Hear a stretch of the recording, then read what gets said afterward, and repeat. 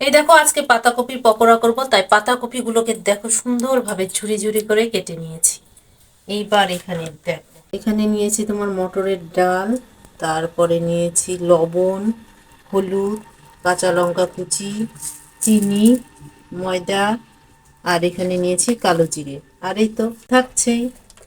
চলো এবার ঝটপট পাতাকপির পকোড়াটা করে ফেলি। এবার সমস্ত উপকরণ একবারে ভালো করে মেখে নেব। এই দেখো, সুন্দরভাবে মেখে নিতে হবে। খেতে যা লাগে না, ও অসাধারণ। গরম গরম ডালের সঙ্গে এই পকোড়ার জুড়ি মেলা ভার।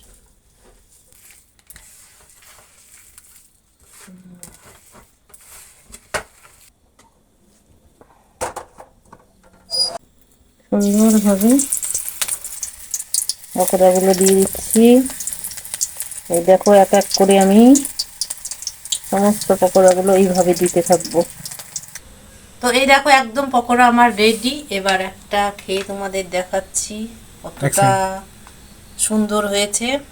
তো আমি নিলাম, বিশ্বাস করো অসাধারণ। ঝটপট এই পাতাকপির পকোড়াটা এই শীতে একবার তাড়াতাড়ি বাড়িতে বানিয়ে ফেলো।